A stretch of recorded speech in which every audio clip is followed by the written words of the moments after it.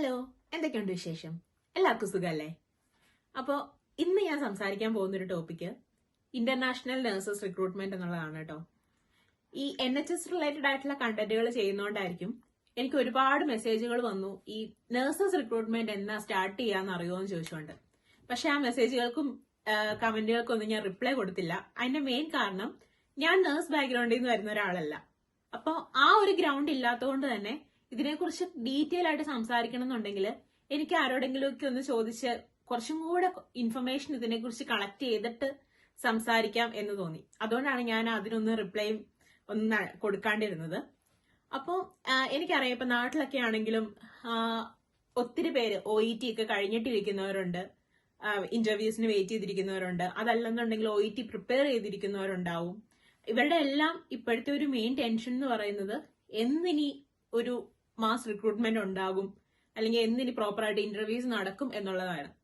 ഇപ്പോൾ നമ്മളിപ്പോ nurses and mid wife കൗൺസിലിന്റെ കണക്കെടുത്ത് നോക്കിയാല് 2022-23 കാലഘട്ടത്തില് ഏതാണ്ട് 8,000 പേരെയാണ് UK NHSലേക്ക് റിക്രൂട്ട് ചെയ്ത് കൊണ്ടുവന്നിരിക്കുന്നത്. അപ്പോൾ ഈ ഒരു പ്രീവിയസ് ഹിസ്റ്ററി എടുത്ത് നോക്കിക്കഴിഞ്ഞാൽ ഒരു മാസ് റിക്രൂട്ട്മെന്റ് നമുക്ക് ഈ ഒരു ടൈം പീരീഡിൽ കാണാനായിട്ട് പറ്റും. അപ്പൊ അതിനെ തന്നെ എക്സ്പെക്ട് ചെയ്തുകൊണ്ടാണ് ഇപ്പോഴും എല്ലാരും പ്രിപ്പയർ ചെയ്തുകൊണ്ടിരിക്കുന്നതും എന്നെനിക്ക് തോന്നുന്നു. അപ്പോൾ ഞാൻ ഈ പറയുന്ന കാര്യങ്ങൾ നിങ്ങൾ നെഗറ്റീവായിട്ട് എടുക്കരുത്. ഞാൻ അന്വേഷിച്ചതിൽ നിന്നും ഞാൻ പലരോടും സംസാരിച്ചതിൽ നിന്നും എനിക്ക് കിട്ടിയ ഇൻഫർമേഷൻ ആണ് ഞാൻ നിങ്ങളുമായിട്ട് ഷെയർ ചെയ്യുന്നത്. അപ്പൊ നിങ്ങൾ അതിനെ ആ ഒരു സെൻസിലേ എടുക്കാവുള്ളൂ. അപ്പോൾ ഞാൻ മനസ്സിലാക്കിയ ഒരു കാര്യം, ഇപ്പൊ ടോട്ടലി എല്ലാ NHSകളിലും ഒരു അഴിച്ചുപണി നടന്നുകൊണ്ടിരിക്കുകയാണ്. ഇപ്പൊ ഞാൻ വർക്ക് ചെയ്യുന്നതും എന്റെ ഹസ്ബൻഡ് വർക്ക് ചെയ്യുന്നതും 2 ഡിഫറെന്റ് NHSകളിലാണ്. പക്ഷെ ഞങ്ങൾക്ക് ടോട്ടലായിട്ട് ഞങ്ങൾ സംസാരിക്കുമ്പോൾ എല്ലാം ഞങ്ങൾ മനസ്സിലാക്കുന്ന ഒരു കാര്യം, മൊത്തത്തിലൊരു അഴിച്ചുപണി നടന്നുകൊണ്ടിരിക്കുകയാണ്. പുതിയ പോളിസീസ് ഇംപ്ലിമെന്റ് ചെയ്യുന്നുണ്ട്, പുതിയ സോഫ്റ്റ്വെയറുകൾ വരുന്നുണ്ട്. ഇതിന്റെ എല്ലാം ഒരു എൻഡ് റിസൾട്ട് എന്ന് പറയുന്നത് നിലവിലുള്ള സ്കില്ല് അല്ലെങ്കിൽ നിലവിലുള്ള എംപ്ലോയീസിനെ മാക്സിമം യൂട്ടിലൈസ് ചെയ്യുക എന്നൊരു കൺസെപ്റ്റ് അവര് ഇംപ്ലിമെന്റ് ചെയ്ത് വരുന്നുണ്ട്. അപ്പൊ അതിന്റെ ഭാഗമായിട്ടാണ് ഈ അഴിച്ചുപണികളെല്ലാം.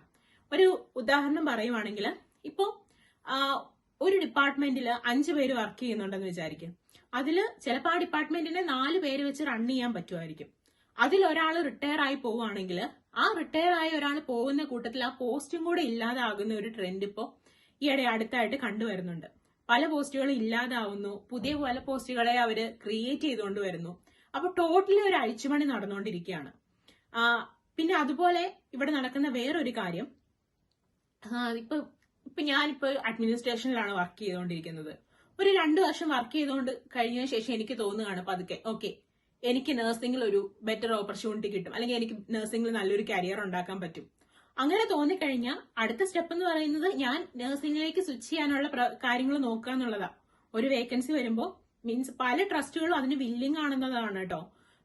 നമ്മളെ പഠിപ്പിക്കാൻ അവർ വില്ലിംഗ് ആണ്.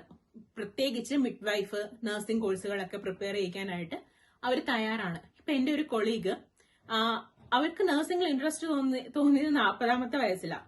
അവർ 40-ാമത്തെ വയസ്സിലാണ് നഴ്സിംഗ് പഠിക്കാനായിട്ട് സ്റ്റാർട്ട് ചെയ്യുന്നതും അവർ ആ കോഴ്സ് കംപ്ലീറ്റ് ചെയ്തു വരുന്നത്. ഇപ്പൊ അവരുടെ ഫൈനൽ ഇയർ നടന്നുകൊണ്ടിരിക്കുകയാണ്. അപ്പോ നമ്മുടെ നാട്ടിലെ പോലെ ഒരു റെസ്ട്രിക്ഷൻ ഇവിടെ വരുന്നില്ല. അത് നമുക്ക് പലപ്പോഴും ഒരു പ്രായം കഴിഞ്ഞാൽ നമ്മൾ നമ്മുടെ നാട്ടില് പഠിത്തം എന്നുള്ളതങ്ങ് മാറ്റി വെച്ചിട്ട് നമ്മുടെ എന്താണോ അതുവരെ നമ്മുടെ കരിയർ അതിനെ തന്നെ കണ്ടിന്യൂ ചെയ്ത് പോകും. പക്ഷെ ഇവിടെ അങ്ങനെയല്ല. നമുക്ക് നമ്മുടെ കരിയർ സ്വിച്ച് ചെയ്യണം എന്ന് തോന്നിയാൽ സ്വിച്ച് ചെയ്യാനുള്ള ഓപ്പർച്യൂണിറ്റീസ് ഒത്തിരി ഉണ്ട്. ആ ഓപ്പർച്യൂണിറ്റി ഈ ഒരു കാലഘട്ടം, ഈ ഒരു സമയങ്ങളിൽ ഒരുപാട് പേര് യൂട്ടിലൈസ് ചെയ്യുന്നുണ്ട്.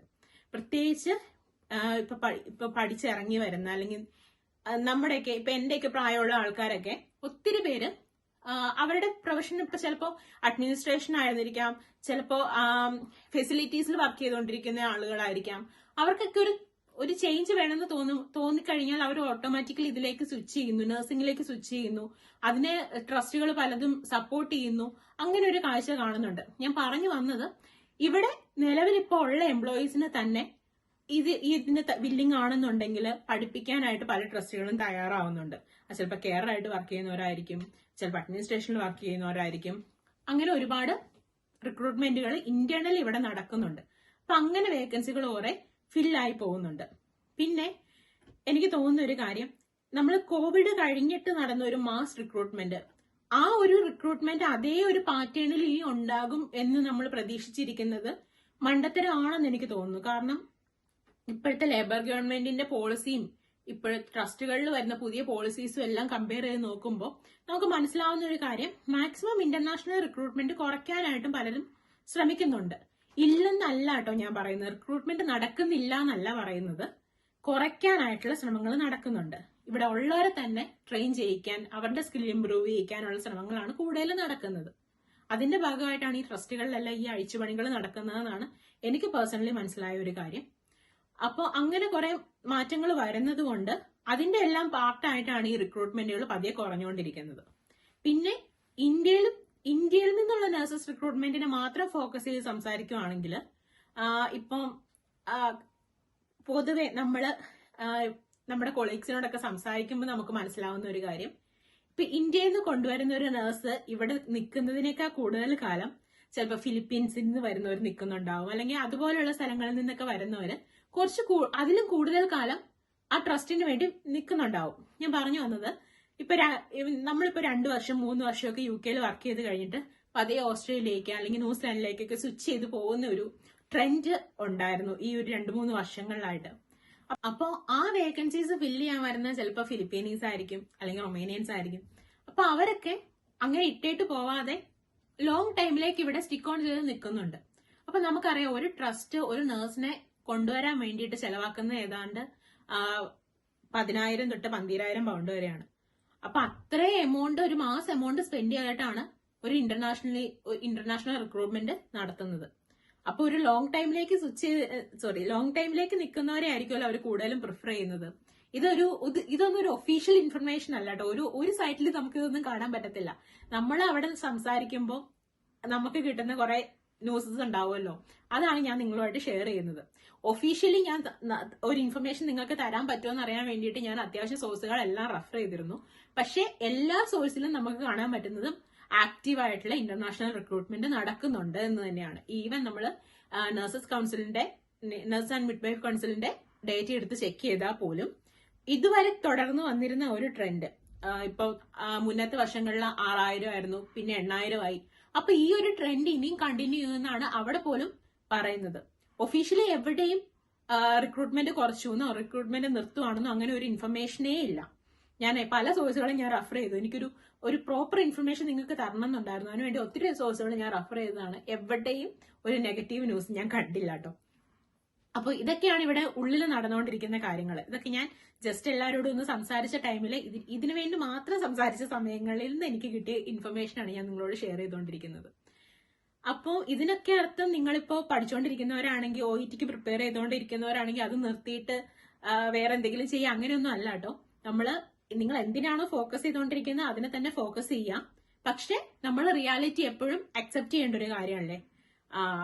ഇതൊക്കെയാണ് ഇവിടെ നടന്നുകൊണ്ടിരിക്കുന്നത് എന്നുള്ളതും കൂടെ നമ്മൾ മനസ്സിലാക്കുക. ഈവൻ നിങ്ങൾക്കൊരു ബെറ്റർ ഓൾട്ടർനേറ്റീവ് ഓപ്പർച്യൂണിറ്റി കണ്ടുപിടിക്കാൻ പറ്റുമെന്നുണ്ടെങ്കിൽ അതിലും കൂടെ ഒന്ന് ഫോക്കസ് ചെയ്യുന്നത് നല്ലതായിരിക്കും.